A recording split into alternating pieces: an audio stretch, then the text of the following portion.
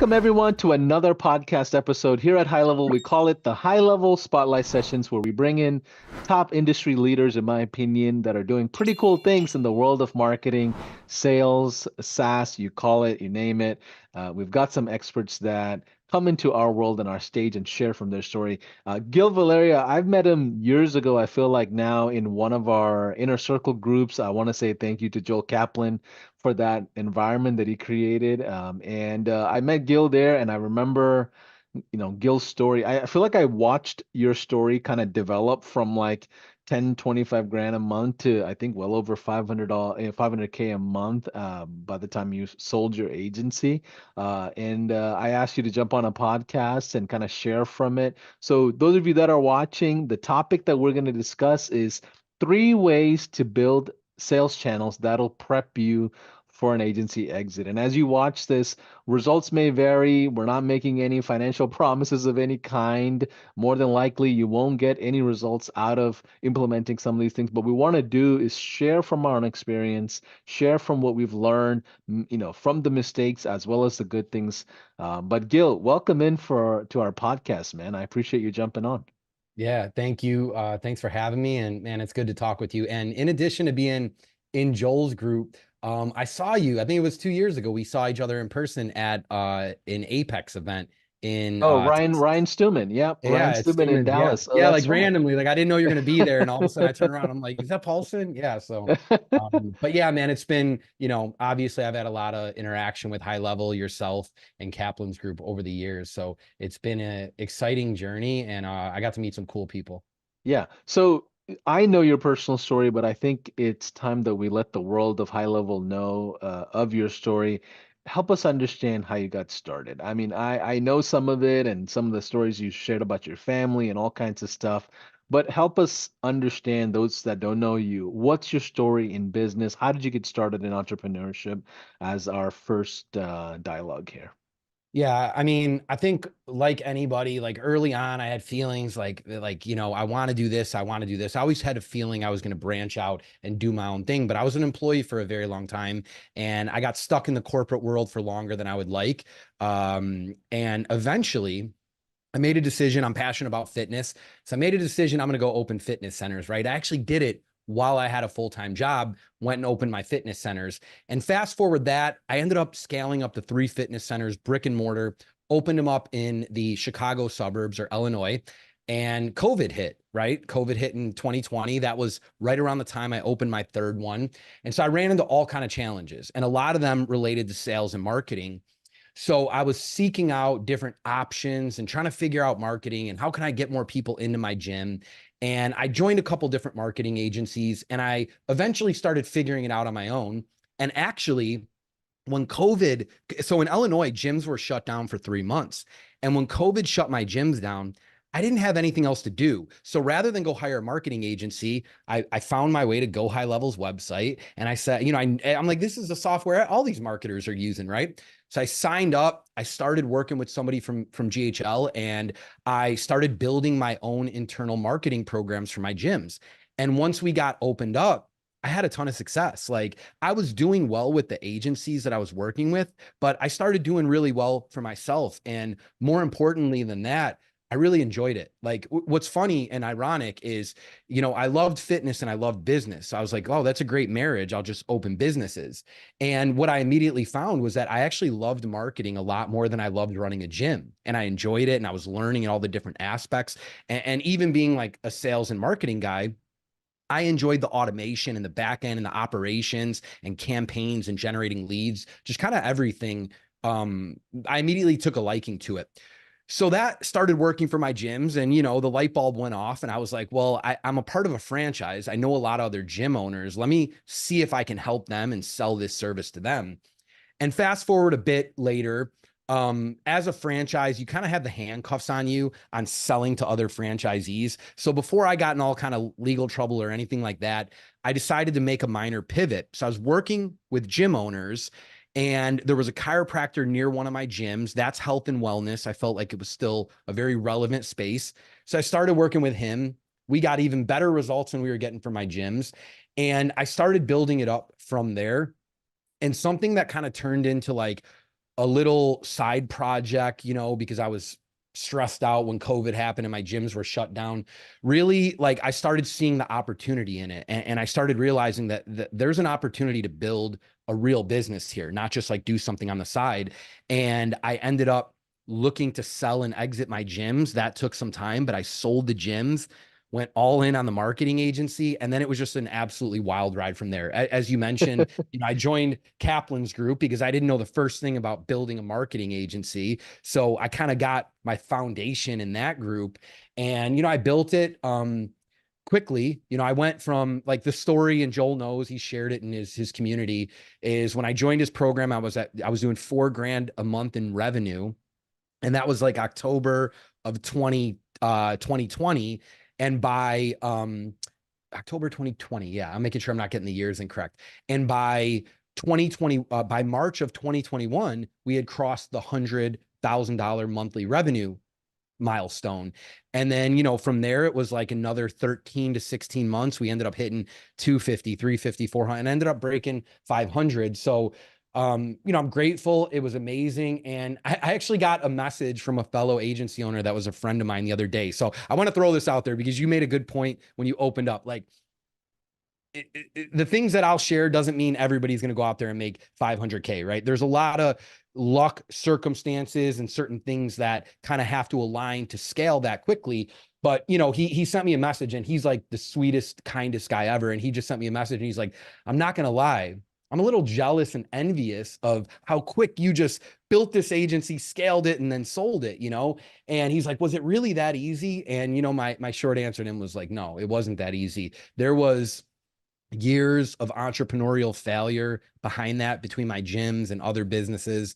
There was frustration. There was years of working in the corporate world to develop my sales, you know, skills and experience, and really taking too long to leave the corporate world before I actually made the dive into being an entrepreneur, a full-time entrepreneur. So, you know, I just always like put this disclaimer out there because I know how hard entrepreneurship is, and I know how frustrating it could be. And the last thing I want to do is add a message out there that makes people feel inadequate, right? Oh, Gill went from this number to this number in this short amount of time. And I think as entrepreneurs, we can look at that and feel like, oh, we're doing something wrong, or we're not enough, or maybe these other people are just better than me. That's almost never the case. There's almost always a backstory, something else that has happened that you don't know about, you know? So it's like, on the surface, it looks like one thing, but it's not always like that. It's hard for everybody. Everybody goes through challenges and, you know, has stressful nights and all the same things. So, including me. Absolutely. Yeah. Absolutely. And again, you know, when we shared this story, even before I had reached out to jump on a call with you about the podcast, I was like, well, I remember the different milestones you were hitting in different coaching programs that we were all part of. I remember you coming into those Q&A calls and leadership calls and accountability calls where you're like, guys, I have this problem. I have this much XYZ clients. I have this happening. I remember like watching when you say 2020 to 2023 or whatever, like I remember seeing the trenches of what you were going through. And one thing I know about you is like you're very elite in sales and prospecting. Like you're relentless, and that's not a common thing among marketers. So I think your results are unique to you, but it's very like I wasn't surprised at all when I think Joel put out I think you had a call with him. There was like a coaching call where you had came in and shared, hey, things that you've learned from hitting almost, 500K or whatever a month and kind of figuring out ways to sustain it. And obviously, if you're watching this, these results are abnormally unusual. Like this is not, an assumption that you should make that you will hit any of these things. But let's talk about how you got to those lanes, like how you got to those milestones. So like three ways to build sales channels. Let's talk about the first thing. I'm thinking building a world of inbound leads. I mean, we hear the terms of setting and closing appointments. And then as we get further into it, let's talk about prepping the agency for an exit because you did go through an exit from what I understand. So let's talk about that a little later. But let's talk about the fundamental basis of how do we get an agency to a world of inbound leads. So what are your thoughts on that? How did you get started on kind of creating a predictable wheelhouse? Yeah. And this is like important and a very good topic. I'm gonna lean a little bit more into the philosophical thoughts around sales and marketing and lead generation, because we could talk tactics all day, but there's a million even contractors or white label companies or partners out there that can set up email outreach, can even do your paid advertising, could set up cold DMs, every channel. Alex Hermosi just released a book that told everybody everything, right? It's all there. Yet why is not 100% of marketing agencies successful after consuming that book, right? And my response to that, my answer to that is, just because you understand and know the strategies doesn't mean you're actually doing what's needed and implementing them in your business. And in a marketing agency or in any business, there's a lot of distractions, right? And what I mean is, like, I had this very simple example that I'll share with you that I used when having a conversation with a group at one point. It's like, you can find yourself for hours on end building a logo and designing your website and creating automations and building out your snapshot and go high level and all these things, right? But if you're not driving in new prospects, if you're not driving in revenue, if you're not getting on sales calls when you're initially building your agency, all of that is for nothing, right? Like, it's a true statement. It doesn't mean that there's not importance around those things. There is, right? There's a time and a place to really put your focus into those. But without first building a company and building a business that has consistent, predictable revenue, your website doesn't matter. Your logo doesn't matter, right? So, first and foremost, I think a reason that I had a lot of success is because I was not naturally great at sales, but I spent so many years in it that it became my most prominent skill, or the thing that I'm best at, right? So then when I did create a marketing agency, it was natural to me. And that was the first thing that I wanted to do. I wanted to do marketing. I wanted to do sales, right? So while everybody is, or a lot of other agency owners are saying, how long until I can hire a closer to replace me in sales? I was just thinking, how can I sign more people in and then hire people on the back end that can support them at the highest level? But it was a very long time before I even thought of removing myself from the sales process. So I think there's two things. I think, yes, I had the skills and experience going in to be very good at sales, but I also just naturally enjoyed it. So over somebody who's trying to avoid it, I gravitated towards it. So the first, like, conceptual idea that I'll share is, you have to truly be all in and committed to your marketing and sales process, whatever that may be. And when you make a decision on how you're going to generate leads, like Paulson, you and I know, right? You can run paid ads, you can do cold email, you can do DMs, you can, go after large partnerships, and all of them work, right? All of those work. What I would say is, you first have to choose which avenue you're going to use. There's pros and cons, and there's risk and reward to each of them.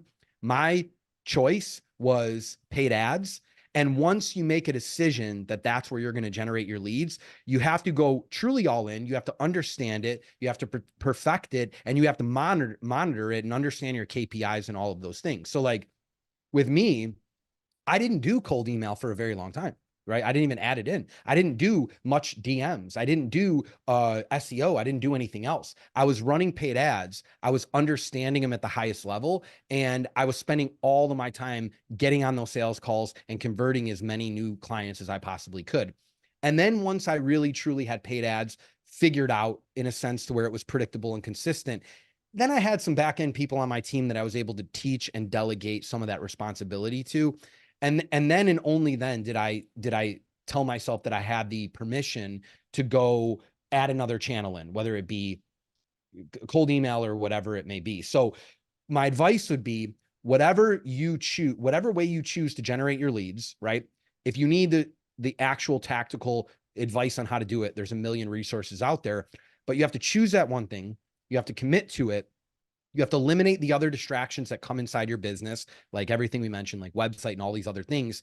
And until you have a significant amount of revenue and resources coming in, you don't get to stray away from that, right? And until you figure it out fully and really understand it, don't add another channel in.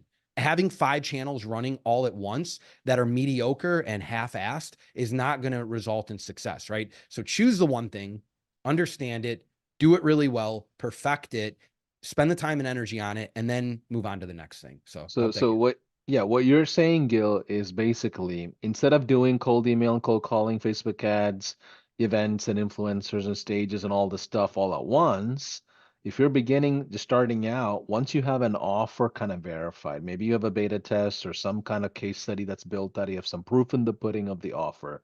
What you're saying is go all in on one channel until it's stable and to a point where it's moving on its own before you move into another thing. Yeah, yeah, because they all work. There's agencies built around each individual channel, right? Where the majority of their revenue that their majority of their acquisition is coming from any one of the channels you just mentioned, right? So in my opinion, the only difference is the CEO and the agency being able to monetize consistently that single channel because they're really, really good at it, right? So pick your thing, get really, really good at it. It's the same concept that I try to share and apply to niching down, right? Or adding additional. It's like a lot of agency owners come in thinking if I just open up my TAM and I work with HVAC and medical and chiropractors and gyms and all of these things, I'm going to have more of an opportunity pool to sell to. Therefore, I'll get more deals. I'll have more revenue.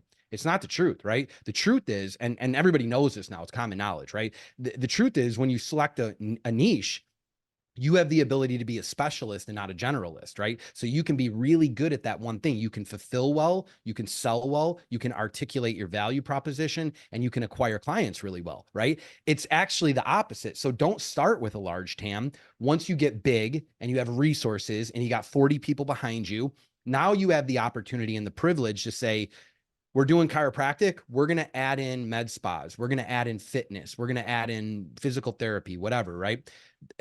That's when I believe like is a time to expand TAM. So I apply that same concept to my acquisition channels. Paid ads alone can drive a ton of revenue. You can run a multi-million-dollar agency with paid ads alone. So figure that channel out if that's the one you so choose. Perfect it, get really good at it, be hyper focused on what's going on there. Then once you figure it out, delegate it, and then go add in cold email, or then go add in speaking on stages or attending events in person or whatever other opportunities are out there. I'll add this one caveat to all of it. I think a huge opportunity that's missed in the agency space out of all the different acquisition channels is large franchise and partnerships, right? It doesn't only have to be franchise, but large partnerships. I have two very close people that I interact with regularly that run agencies, both very successful. And the one thing the three of us all had in common, we all acquired very large partners or franchises.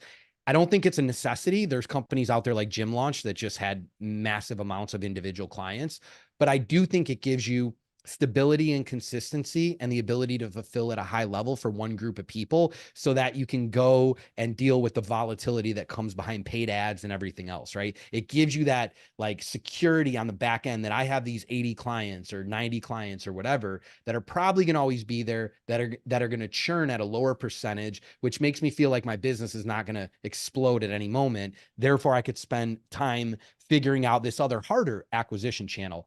And not to get too long-winded here, but this is an important thing to understand. A lot of agency owners that I've conversed with believe that going after the whale, going after the large franchise or large coaching group, it's such a big mountain to climb, right? It's like, how am I going to land this account with 100 offices, right? The truth is, those people that make the decision have less noise in their inboxes, their phone, whatever it may be, because it's the individual, like let's use a gym, for example. The large franchise owner operator is getting less messages from marketing agencies than the individual. The individual is inundated with emails, with phones, with paid ads, all of that. So their overload, they have all these different decisions, people that they can choose from. If you can get past the gatekeeper in these large organizations, it's actually less competitive. Isn't that wild? It's less competitive. In RFP processes that I've been a part of in large groups, it's only like 3 people, right? I'm bidding and competing for hundreds of individual offices against only 2 to 3 other people. Versus if I go to one individual office or one gym or one chiropractor, there's like 50 agencies they've heard of, right? They see a different ad every single day with a different face. So doesn't mean that you eliminate the individuals. Go after those. Get the ones and twos. They're easier and quicker, shorter sales process. But if you're really truly vested and you're all in on the long-term success of an agency, go after the whales. And if and when you land one, it completely changes your business. Yeah, absolutely. And I think Gil, one of the one of the big differences, what I've seen that agencies don't realize is everyone has a sense of confidence that's very, very like you can see it in somebody's energy, right? Like the sense of confidence in their fulfillment and their offers, right? What you feel about your offers is very clearly evident on your sales calls. And that's what drives these relationships. Like if I know but that my offer is amazing and it's better than everybody else's, I'm gonna feel really confident going after a whale versus if I'm like mixing, results and I don't have, I just have a C plus grade or a B plus report card on how my agency performs for clients. Like I'm not going to feel that confident going after these big aggressive players or even build up multiple sales channels, right? So can you share how you develop that confidence around your offers, especially when it comes to building out sales channels and inbound leads? Yeah. Yeah. Same thing. I'll start with like a philosophical answer to that. And then, I could share some tactical things that we implemented and did that I think are very helpful. But if as a you have to build culture in any business, right? An agency, whatever, you have to build a culture, right? And the culture really does typically stem from the CEO. So if you're building culture in your business, right? And for example, if your culture is that we are going to reinvest in the business, we're going to do our best, we're going to do everything we possibly can to fulfill at the highest level for our clients. We are going to care not only for our employees, but we're going to truly, genuinely care about our customers, right? And like, we know that if we're investing in resources for our business, there is not going to be any trick or magic bullet or wand that a competing agency is going to have over us, right? Whether it be AI nurture integration, or whether it be some type of snapshot, or whether it be a certain ad copy or way to structure your ads. I was always confident because I was actually investing the time and energy, both in a sense with money, with the people I was hiring, and with the time that we were investing in our fulfillment process. I was always confident that there was no other chiropractic marketing agency out there that was doing something magical that we weren't doing, right? They might have been making big promises on their guarantees or their paid ads, but on the back end, I knew in my heart they were not doing anything that we weren't doing. And then the second part of that was, I know that I genuinely cared about every single client that we ever acquired, right? So when you have those two things combined, when you're actually doing the work on the back end, you're reinvesting in your business, and you really care, when a prospect shows up to, let's say, a sales call, I almost felt it wasn't just like conviction or confidence. I almost felt an obligation, like a sense of responsibility to convince this client to work with me, because if they don't, I don't know who the next person they're going to have a conversation with, right? I don't know what their fulfillment looks like. So I really believed in that. And then just like a more overarching thought that I always had was, go high level combined with paid advertising for like brick and mortar businesses like I worked with is amazing. It's so, if you went back 20 years and introduced this to a business, they would be absolutely blown away, right? You have to go back in time and think about the marketing channels that brick and mortar businesses, and really all of them, but let's talk brick and mortar. You have to think about the options that they had. Like, what did they have? Billboards, mailers, physically going out and doing screenings, or gym events or whatever in Yeah. person, right? You can't track that. You don't know, what the turnout's going to be. I know people have spent thousands of dollars on billboards, right? Local businesses. And I say, hey, what did you get from this? Well, I don't know. My face is on a billboard, right? So while there's a lot of scrutiny around paid advertising and paid marketing and lead generation, if this is, the business that you're in, not just SaaS alone, I felt very confident that every brick and mortar business should be doing this. I'm like, this is, we're addicted to these things. We're on these things all the time. We're always scrolling, right? So it's like, if I could sit in front of a brick and mortar business owner, a chiropractor, a gym or whatever, and say, I can put your ad in front of hundreds of thousands of people locally on this phone, and I care about your results, and I'm going to try the hardest I can, and I've invested all the resources in building the best possible business I can. Like, how could you not have conviction when you're having conversations with them, right? So you're not always going to get, like, if there's agency owners out there listening, you're not always going to get the best results for your clients. And when you run paid ads, there's going to be big expectations with those clients coming in. But if you really care, if you're really truly reinvesting time, energy, resources into your business, and if you believe in the channels and the way that you're advertising for your clients, you have an obligation and a duty to convince those people to work with you. And then you have a, responsibility to work your ass off to get them the result. Doesn't mean they're always going to get the result, but the ones that don't, I slept well at night knowing there was nothing else that could be done for them, you know? I love that. And as we go in deeper into this conversation, what we're doing is kind of mapping out 3 ways to build sales channels that preps your agency for like an exit. Because that's one thing that Gil has done that a lot of agency owners has not done. So the second thing is let's talk about the entrepreneur. Like, how do you create an assembly line that's worth your time and effort? Because in reality, agency CEO burnout is like pretty common, and sometimes they know it, sometimes they don't. You find a lot of us going into like these volatile mental like, cycles that sometimes you're encouraged, sometimes you're not. But how did you build an assembly line that's worth your time and effort that provided some, stability for yourself as the entrepreneur or the CEO?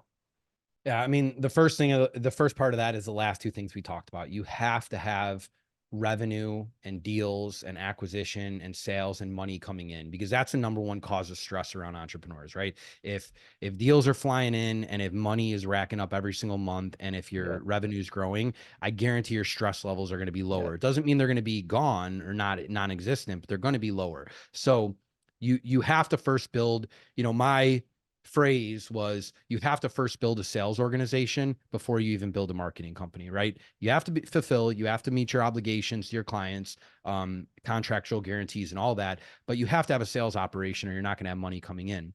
Once you've done that, I went through this transition phase and I couldn't tell you exactly when it was, but I wore a lot of hats in the agency initially and then even as we started to grow, right?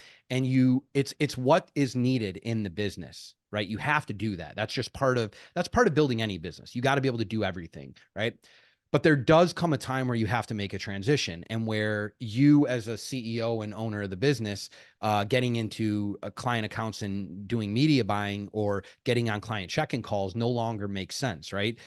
So I personally had to like go through this phase of where I truly transitioned into a real leader and not just like somebody who had a couple employees that was involved in everything. And it's hard because like the first thing is I felt a sense of guilt when I would go ask one of my team members to do something. I would feel guilty, like I'm being lazy and I'm not doing it. And then I also knew in the back of my head they weren't going to do it as well as me, right? So, a good example of this is even with sales. When I hired my first two sales guys, I ended up firing them both, right? The closing percentage was at 70%. I was closing at 70%, right? I Yeah. bring these two guys in, and these guys are very skilled, very experienced, committed. There was nothing wrong with them, right? But it dropped all the way down to 20%, right? There was a lot of dynamics and variables that were different. So we dropped down to 20%. And I immediately said, I'm running paid ads. This is expensive. You guys got to go, man. I got rid of them and I got back on sales calls. This is going to fix everything, right? And then I woke up one morning and I realized that there's zero way to scale a business as a CEO if you're taking all the sales calls. So Yep. I brought, and just to prove myself wrong, I brought the same two guys back. I ended up bringing the same two guys back. I didn't blame it on them. I blamed it on myself, right? So I took accountability here. I brought them back and I said, I had conversations with them. And I remember saying, I am going to support you. I'm going to do everything I can. I'm going to be here as a resource. We're going to get on calls, whatever you need from me, right? But I'm not going to let you fail. I'm not going to let you fail. We're going to figure it out, right?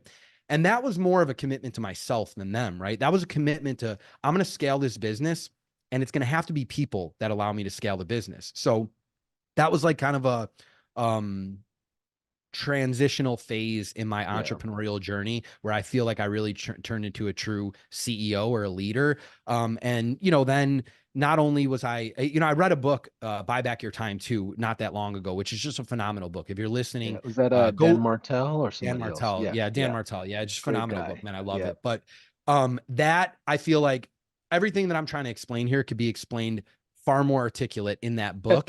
And you could also apply tactical lessons from that book based on where you are in your, you know, revenue kind of journey or whatever.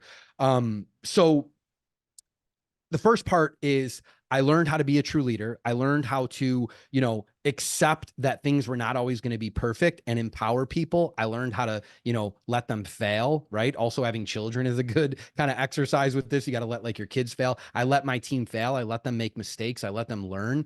And what I realized is that over a period of time, you know, I kind of showed up to the agency one day and I went, okay, now I have this many people, and collectively all together they are far better than I could ever be as an individual, right? So Yeah. it was like I was looking at these individual cases, like this one guy can't ever be as good as me in sales, or this one person can't ever be as good at client success or media buying, right? But when I empowered all them, I hired people, I believed in them, I truly delegated to them, I let them fail a bit, and I just was there to support and be a resource to them. You know, all of a sudden over time with a culture shift, I came into my agency one day and I went, wow, I have a lot of talented people that are running a business that are good at what they do. And overall, they're doing it better than I could ever do if it was me trying to wear all these hats. Right. And then we just kind of, and then, you know, we just kind of built on that. So, you know, so I'll say this before I get too far in here.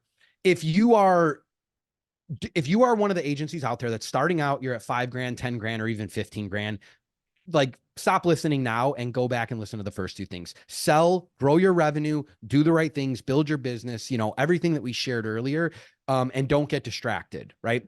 If you're at a point where you're starting to build a team, you have leaders, and you're thinking about what is my enterprise value, what's my exit strategy, and how can I sell this thing for as many millions as possible in the near future, then what I would say is you first obviously have to build a team of leaders, and you have to look. Two of the most important things that buyers looked at when we were going through due diligence was, number one, they looked at, you know, just my EBITDA, right? How much profit was the agency bringing in on a yearly basis, and how consistent was it? And the second thing was, how involved was I, right? So they're thinking, if I purchase this business, right? And it depends on who your buyer is, but they're thinking, if I purchase this business and this guy goes away after a period of time, what is the likelihood that this operation could fall apart, right? What's the risk that it could fall apart? So the more that you can secure that by having leaders that have all different responsibilities and are really good at what they do, and have employees that are going to stay with the business, you know, maybe a couple depart if you depart, that's going to actually increase the enterprise value of your business, right? So, and not to jump around here, but what that book, what Buy Back Your Time, helped me understand, something that I already knew, that I had to delegate, I had to have leaders, I had to rely on people. It helped me prioritize what things I should be working on and what things I shouldn't. Because it was just kind of like, I know I got to give this away because I can't handle it anymore, right? But that book allowed me to be like, here's the most high value levers that I can pull as a CEO, and everything else that falls below my hourly rate, which the book helped me determine, goes to somebody else, right? And that also helped me with hiring too. So when things were below my hourly rate and I was responsible for them, and there was nobody else in the business that could do those things, that was an indication that I needed to hire somebody. So those are the two most important things. If I could go back and prep my agency for sale, I would have gotten many more millions. There's things like, there's very, again, tactical things that you have to think about. The more structured and more organized your back end is as far as SOPs, the more value that your business will have, because they're going to want to look into that and have a clear visibility. And here's where you can leverage Go High Level. And we started to do this transition. We took everything that we had in Google Drives and we built it into membership courses and Go High Level. So we had all these resources and documents and Zoom recordings and all this stuff that was scattered, you know, for client success and for media buying and for fulfillment. And it was scattered throughout a Google Drive. And we transitioned that into the Go High Level membership courses and started to organize it. So not only did that increase our enterprise value for somebody looking to buy the agency, it also and this is part of it, it also made it better when we were hiring people, right? We were hiring people, we put them in their membership course, we train them, we'd get them up to speed quicker. They wouldn't need so much one-to-one time with a random, a random leader on the team. So those are all some of the boxes that, you have to check if you're looking to build like the enterprise value in the business. Consistency is obviously very important. So consistent revenue or EBITDA over a period of time is that's how they're going to value your business. Yeah, There's more there. Yeah, go on. Yeah, yeah, please. I love that. So I think as an entrepreneur, I think the first mistake you make is build the business around you as the person, right? And then you realize, oh man, I can't scale myself so much. Even if I brought in like a duplicate version of myself, there's only so much that person can do because I'm still pretty involved. And then you realize, oh, I've got to step into becoming this person, right? So like I know you and I have talked about it in the past. There's that 10,000 a month entrepreneur versus the 100,000 a month entrepreneur versus the $500,000 guy. Those are three different individuals with the same name. Yeah. They have different characteristics. Those three hang out with different types of people. Can you share those changes you went through as an entrepreneur, whether it's stress management, your time with family, the way you interact with your kids? Like, help us understand the different milestones you went through, because I think that's one of the key of, the entrepreneur itself, because the entrepreneur is the problem, not the business often, right? In why it doesn't grow as fast as it does. So help us understand those milestones that you might have went through. Yeah, yeah. I mean, I love this, and I think I fall a bit on the extreme side around this. Naturally, this is going to happen organically. Part of it's going to happen just now. If you're an entrepreneur and you're building a business, lessons and experience is going to help you become. You're going to change. You're right. You're going to learn. You're going to right. But if you're intentional with it, you can gain more ground a lot quicker. Right. My team at points and even my family like would think I'm crazy for the extremes that I went through around, things that didn't seem relevant to the business as far as like, I used to love drinking. I love drinking on the weekend. I don't have anything wrong with bad habits, but what I started to do is eliminate or minimize all of these habits that took away from my energy because I realized my energy was relevant to the growth in the business. So that's like one example, right? I started taking I would disconnect the two. I would say if I work hard Monday through Friday, Monday through Saturday, and I'm doing the right things and I'm learning and I'm all in on the business, what I decide to do on a Saturday night, have drinks, go with my friend, enjoy myself, that they don't impact each other, right? But I started to realize and admit that they did impact each other, right? And I'm not talking about even extremes in drinking, but I'm talking about even just like letting go a little bit. I would notice my energy wouldn't be the same, right? And then the longer periods I went where I had control over those things, the more energy, the more clarity that I would have, and the better that I would operate in the business. Not only that, the better I would show up as a human being, a leader, a boss, a husband, a wife, whatever, a husband, a father, right? Like my as a CEO of a business, you're not just telling people what to do, man. You're developing relationships with your employees, right? So the better you can engage with those people, the more that you could show that you care and have really deep conversations with them, the better, the more committed they're going to be to the business. Well, the better So that culture you build as better well, like the culture. Yeah, the more culture and the committed they're gonna. energy. Yeah. Yeah, absolutely, right. So there was things like that. It started out eliminating bad habits. Then it started out, I'm very committed to like human optimization. I do all kind of anybody who's follows me on social media knows I do all kind of from cold plunge to red I light to remember. sauna Yeah. to sleeping to all of those things. And those things, part of them are for my health and part of them are for my longevity. But I'm a committed entrepreneur at heart before anything and everything. And I want to be I want to be a great father. I want to be a great husband, and I want to be a great entrepreneur. Those are the most important things that I prioritize in my life. So it's not just about how I feel or aesthetically how I look or longevity for me. It's about, people always say, I know you've heard this, Paulson, where people are like, you do all this stuff, right, to like improve your health. You get hit by a bus tomorrow, or you could randomly get cancer, without controlling it. And I go, yeah, you're right. Right. But that's not the only reason. I'm not doing it to live to 150. I'll take that if it's an impact of doing it. I want to be the best entrepreneur that I can possibly be. And if I don't have clarity in my cognition, if I don't have energy in the way that I show up, if I'm not able to focus on the task at hand and what needs to be done, there's no way I could be the best version of myself, because unfortunately, I was not gifted with the highest IQ or all these, all these other things. So I have to work hard at it, and that's all part of it with me. And The it's about being present in the moment too, right? Like I would go out to dinner with my wife once in a while, and she will know when I'm not present, even if I'm talking to her. She would be like, Yeah. honey, is everything okay? And I'm like, yeah, I'm dealing with this big thing with business that I don't want to bring on to our date night. But she knows that I'm dealing with this thing, right? So like even other people will pick up energies of when you're not present. And same thing Of applies with course. your team, same thing applies with your culture. And those milestones we talked about, there's different requirements of presence that is needed from the entrepreneur, the leader, right? But I think you're one of the hardest working people I've ever met, from what I understand from all the stories, years of following you. And I think that's just innately your nature. Like you're not gonna, it's like what hell or high water, I'm gonna die trying. That's your mentality at full 100%. And is that something you've always had, like growing up? Is that like, or is that like an entrepreneurial thing? You just go all in on what you have on focus. Yeah, I mean, I think first of all, I'll just say thank you, because that compliment means a lot more to me than somebody telling me, "Oh, you're talented," or "You're just naturally a great salesperson," because it takes effort to do those things, and I know the effort I put in. So, thank you. Um, Sure. I I I do believe that there, at least with me, I can only speak from my experience. I do believe that most entrepreneurs, and for me, there was something there. There was always something there. I think that it took a lot of experience and a lot of maturity and a lot of intention and presence, what you're talking about, what you were just saying.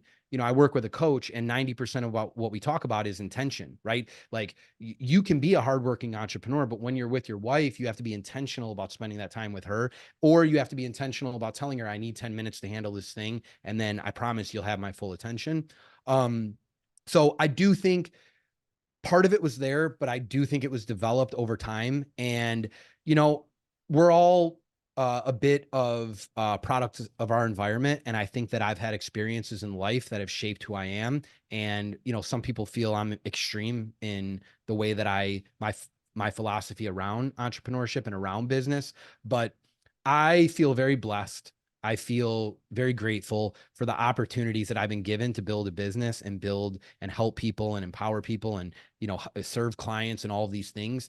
And I just feel a moral obligation that while I'm here and with the time that I have to do the most that I possibly can with it. So, when I say wild things like, I'm not going to drink, I'm not going to play video games, I'm not going to waste a second on any of this goofy stuff because I'm all in over here. That's just me. And I am a bit extreme. And, I put a post up earlier today. I got some slack for it, but like, if people enjoy golfing, if you enjoy being with your friends, if you enjoy video games, I'm not knocking you, right? I'm just saying, if you understand what you want out of life and you really, really love something and you want to see how far you can take it, then I've made a decision that anything that isn't contributing to that ultimate vision that I have, I don't have time for it, right? Maybe I will at some point.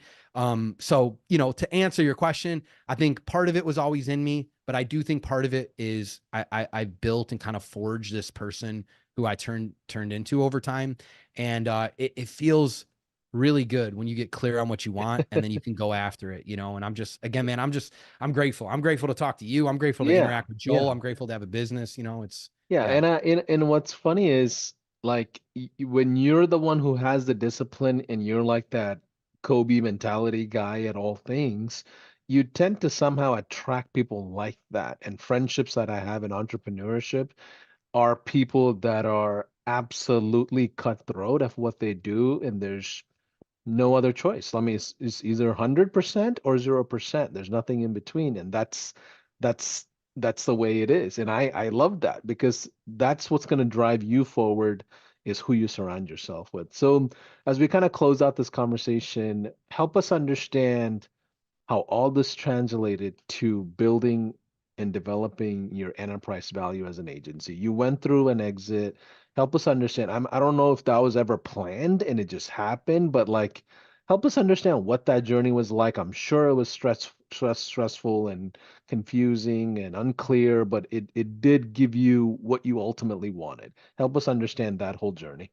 Yeah, I mean, you know, here's why agency owners shouldn't run from sales. The ability to articulate yourself, show value, and negotiate will pay off in more times than you can ever imagine, right? And it's just something that's always come natural to me, and I'm good at it and I enjoy it.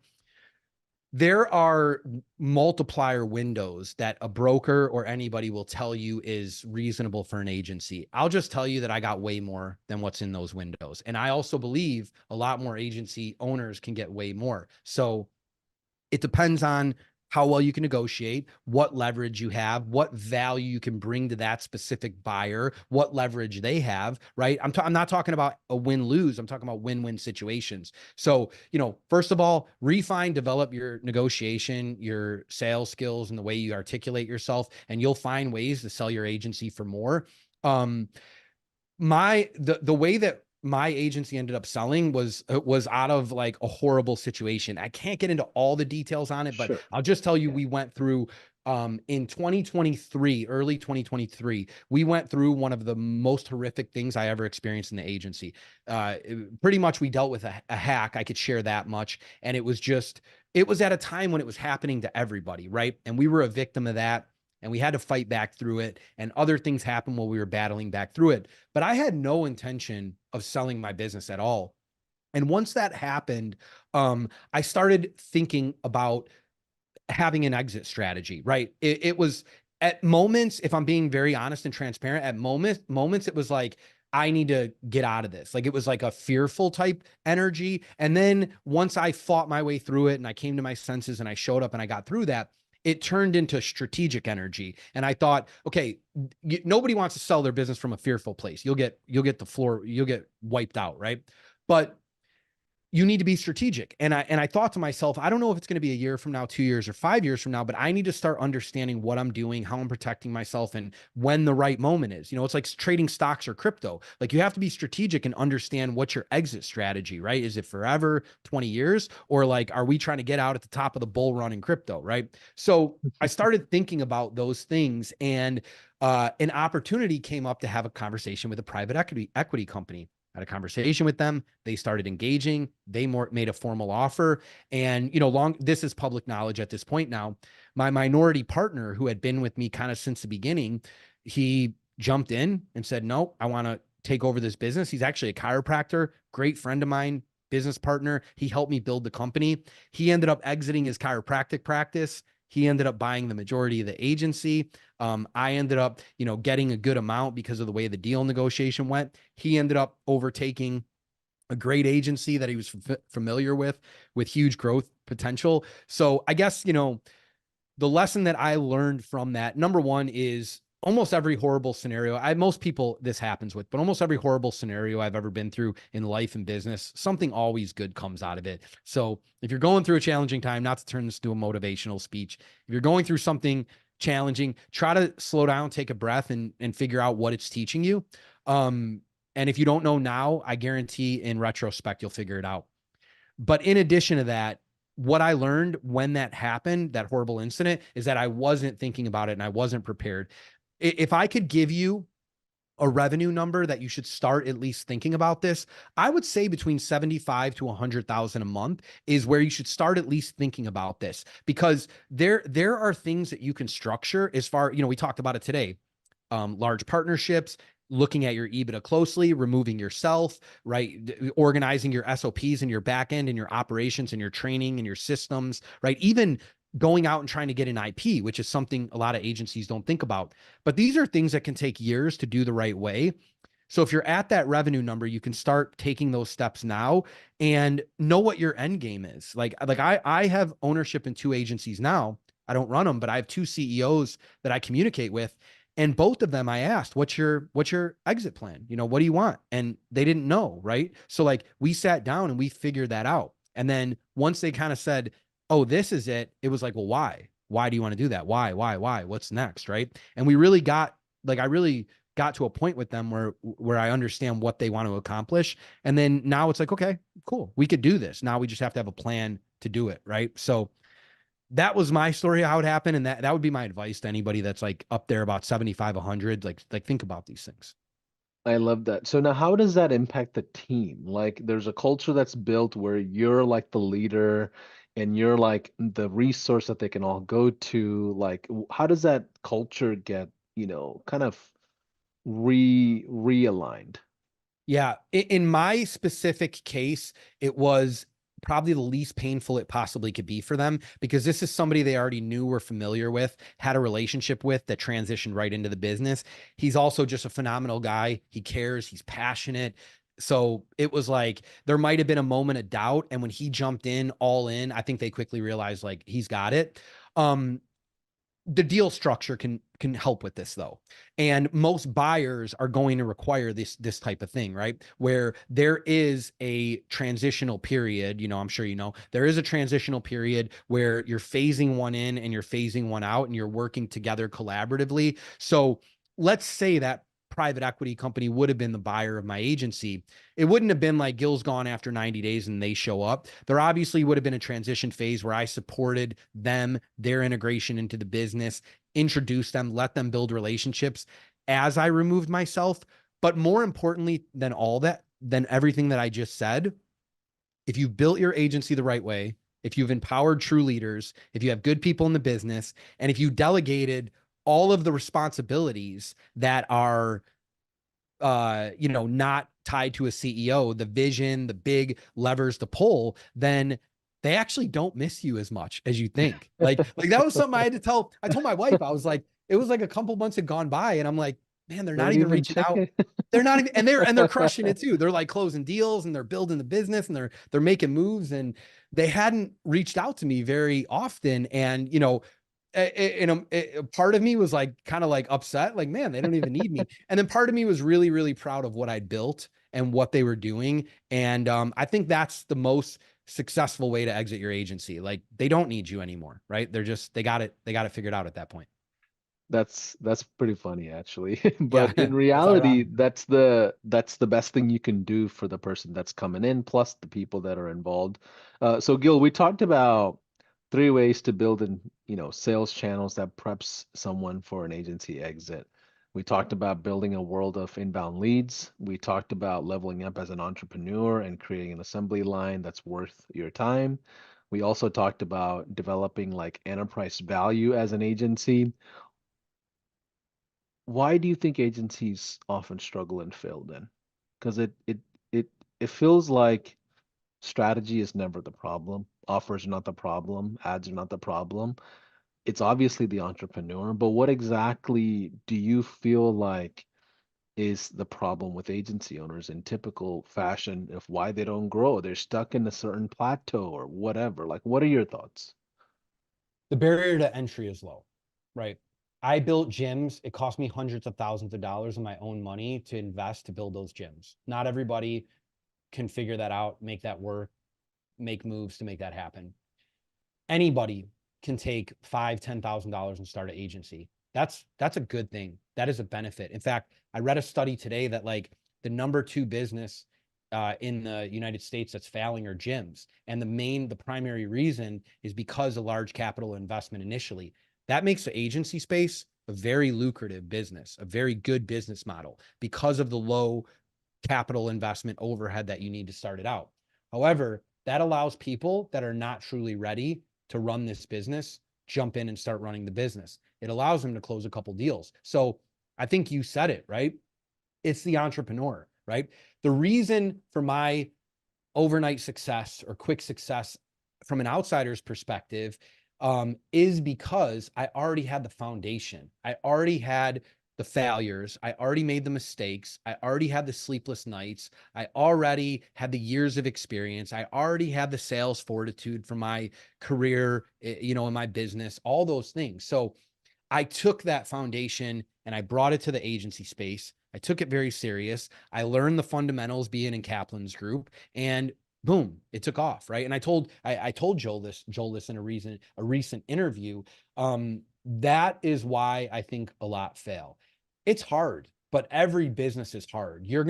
Like, you're going to run into challenges, and someone, probably Hermosi or someone, used this example. Like, there's always going to be challenges, right?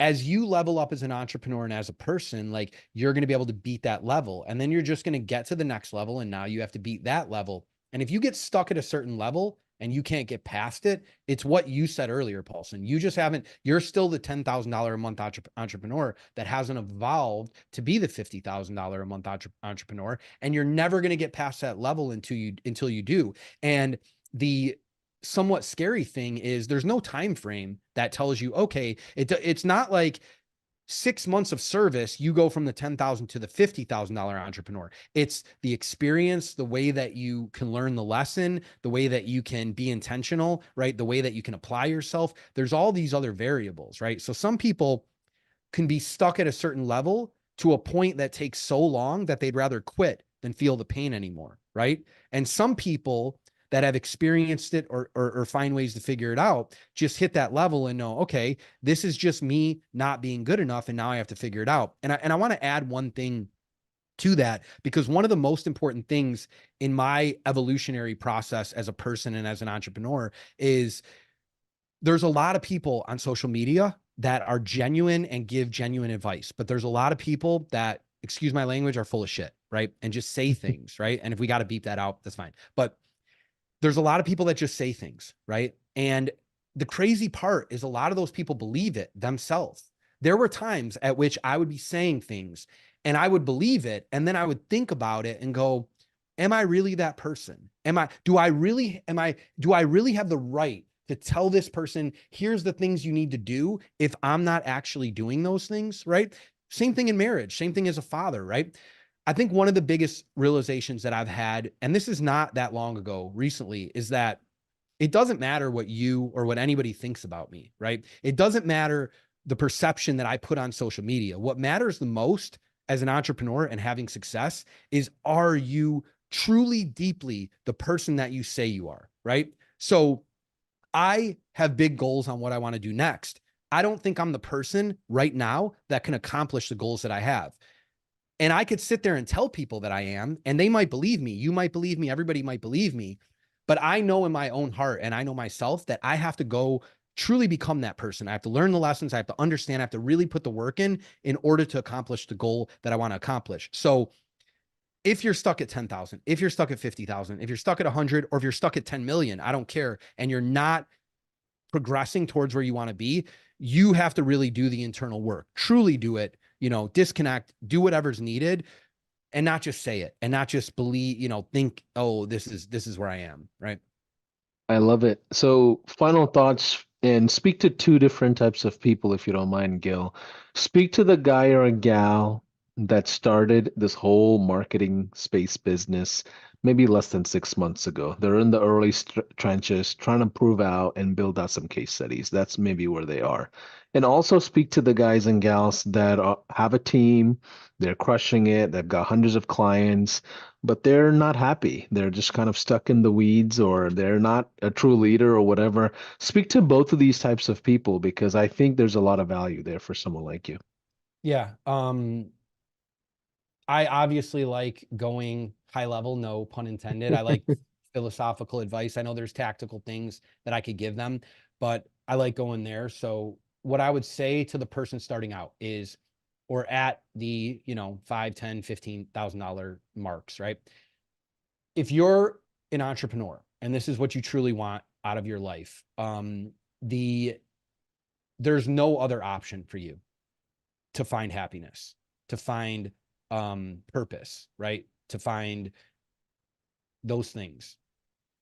Because if you quit and you go get a job, or you start over time and time again, right? You're never going to pass that level that we talked about. It's not the business model. It's not the vehicle you're in. It's you as a person being able to get past that level. I made a decision. I had a career where I made good money, good 6 figures a year, very easy. I was fulfilled. I was taken care of, made money, family was happy, right? But I wasn't pursuing my purpose. So I felt there was something missing there, right? So I quit this great job where I was making money to take no paycheck to pursue something that I wasn't sure about, right? If that's who you are, if you're an entrepreneur at heart, you're never going to be happy. You're never going to be fulfilled if you quit, you give up, and you go do something else. So it was easy for me to make a decision that I will bang my head against the wall for 5 years, for 10 years, for 20 years, as long as it takes to figure out a way to break through, because there's no other way I'm going to achieve my goal. There's no other way I'm going to feel I'm going to find my purpose or my passion, right? I think that I see so many talented people that are early in the stages, that are learning, that are going through the struggle. They quit and they become a closer. They quit and they go apply for a job. They quit and they pivot to SaaS. They quit and they pivot to, whatever different type of business model. If that is truly, that's okay. And there's nothing wrong with being an employee. Like I want to be clear about that. And being an entrepreneur is not for everybody, man. I worked a lot of hours for less than minimum wage. So warning, right? But if you know in your heart, and if you made a decision that like, this is what you need to do to make yourself happy in life, you don't have any other decision. There's no other choice. You just have to go forward. You have to get better. You have to learn the lessons, and you have to do whatever it takes for as long as it takes. And when you do end up in the position that I am in now, there is a sense of satisfaction that I wish I could share with everybody, if I'm being honest with you, right? There's a long time. There's a lot of frustration there. There's stress. I got gray hairs and stuff that probably wouldn't be there if I wasn't an entrepreneur. But there is a sense of accomplishment and satisfaction when you get to a certain level. You quickly like put it on the shelf and then you go chase the next venture and chase the next goal. But if you're at that level, that'd be my advice. If you quit, you're just going to either start over, or you're going to end up, the worst thing you possibly could do is end up at 70 years old and regret that you got off the path because you were scared, or because you were frustrated, or because you were tired, right? And on the flip side of that, the person that's had some success, 100 grand, 150 grand, that might be stuck, or might be, kind of, maybe not feeling passionate about their agency or their business anymore. I think for those people, gratitude is extremely important, right? I have an agency that I'm partnered with now. There's a CEO. He's a very smart guy. He's very good. And I sensed that he felt that, right? He felt like a little bit like, oh, why am I doing this? I don't know that I want to do this anymore, because it's hard, right? And those moments happen. But agency owners don't realize how hard it is to break those barriers, that 100K, that 150K. So if you've gotten there, you do have to take a step back and be grateful, because if you were yourself at $10,000 a month and you were able to visualize and see yourself now at 150,000 a month, you would pray daily that you were going to get to that point. But it's crazy how quick we get there, and then we just forget that how hard it was and how much we wanted that, right? So it's like, first, be grateful. Stop, smell the roses, understand the position you're in. Not everybody gets to build a business that does that much revenue, right?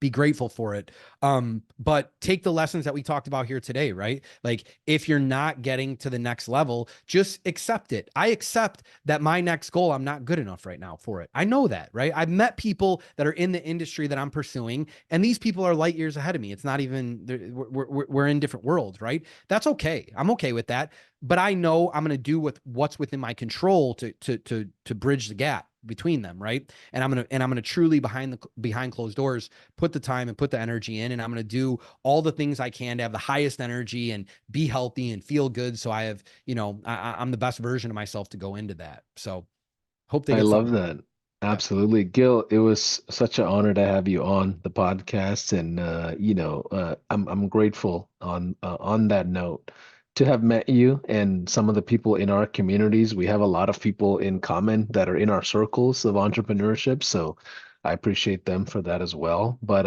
if you're watching this podcast and you don't have high level for whatever reason, jump into our spotlight session 30-day trial. It's in the description somewhere. But ultimately, I hope you got something out of this. Even if you're not a high level family member, if you're watching this on any of our channels or, YouTube, I'll tell you one thing. Don't do entrepreneurship by yourself. It's typically not a good thing. Your family will suffer for it. your friends, your children, everybody will essentially feel the pressure that you're feeling because you typically will distribute out that energy. So it's always best to partner up with people. It's always best to surround yourself with the top five, Kobe Bryants that you respect. And I know that's what Gil has done in the past, had mentors, tons of groups that he's part of. I've met him in different events that we're all investing into ourselves and our own skill set. No matter where you are in entrepreneurship, I think you should continue investing into it. Gil, any final words or final thoughts as we kind of close out? Yeah, two things that I just like to share when we wrap. One, I'd just like to say for you, Paulson, man, you are an absolute asset to High Level. Like your reach, people that I have interacted with, it's not just me that like has been in groups with you. Everybody knows you, everybody respects you, everybody loves to interact with you. You give value to people, they give value back to you. So I know you know this, and I know High Level, your business there, you guys all know it, but you're an absolute asset, and your reach goes pretty far, man. So shout out to you.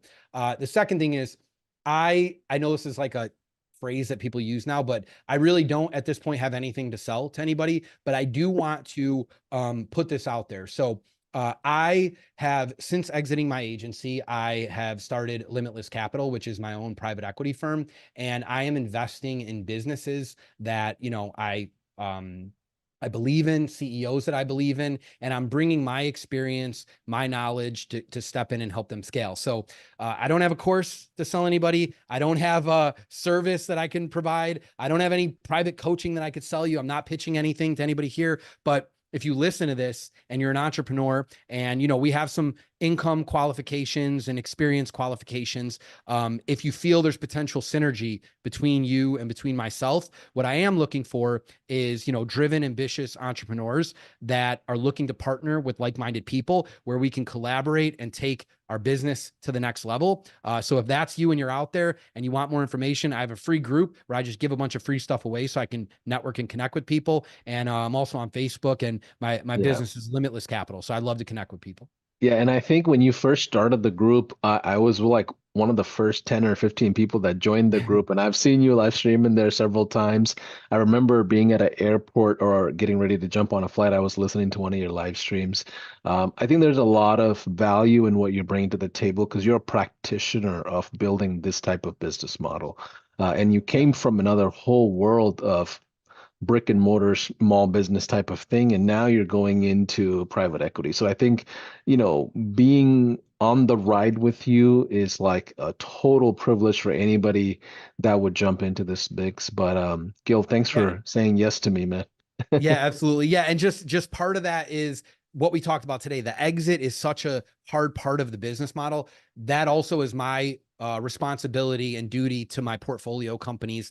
I'm the one out here negotiating an exit for them as part of a portfolio, which is something else. Like attaching your agency onto a larger portfolio allows for much larger multipliers and buyers. So there is my offer to people out there if they're interested. But I really don't have anything to sell anybody. So Paulson, I man, thank love you so it. much. For I sure. appreciate you.